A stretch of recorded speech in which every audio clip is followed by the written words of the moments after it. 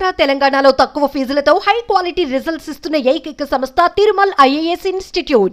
నైరుతి రుతుపవనాల తిరోగమనంలోనూ రాష్ట్రంలో భారీ వర్షాలు కురుస్తున్నాయి. గత 3 రోజులుగా తెలంగాణ వ్యాప్తంగా భారీ వానలే పడుతున్నాయి.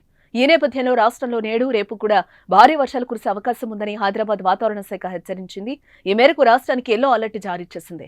ఆసిఫాబాద్, ఆదిలాబాద్, పెద్దపల్లి, మంచిర్యాల, మహబూబ్ నగర్, నాగర్ కర్నూల్, వనపర్తి, నారాయణపేట జిల్లాల్లో నేడు భారీ వర్షాలు కురిసే అవకాశం ఉందని తెలిపింది.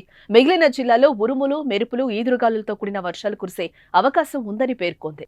పశ్చిమ మధ్య బంగాళాఖాతంలో ఆవర్తనం ఏర్పడగా మయన్మార్ తీరం దాని పరిసర ప్రాంతాల్లో రెండో ఆవర్తనం కొనసాగుతోందని, వీటి ప్రభావంతో ఇవాళ పశ్చిమ మధ్య బంగాళాఖాతం దాని పరిసర ప్రాంతాల్లో అల్పపీడనం ఏర్పడే అవకాశం ఉందని అధికారులు తెలిపారు.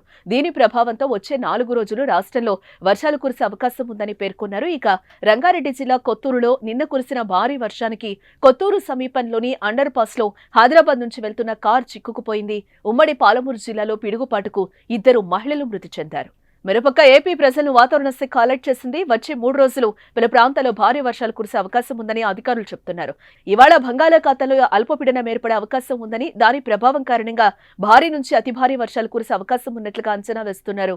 ఏపీలోని పార్వతీపురం, మన్యం, అల్లూరు సీతారామరాజు, ఏలూరు, కృష్ణా, ఎన్టీఆర్, గుంటూరు, బాపట్ల, పల్నాడు, ప్రకాశం, కర్నూలు, నంద్యాల, అనంతపురం, శ్రీ సత్యసాయి జిల్లాల్లో అక్కడక్కడ మోస్తరు నుండి భారీ వర్షాలు కురిసే అవకాశం ఉంది.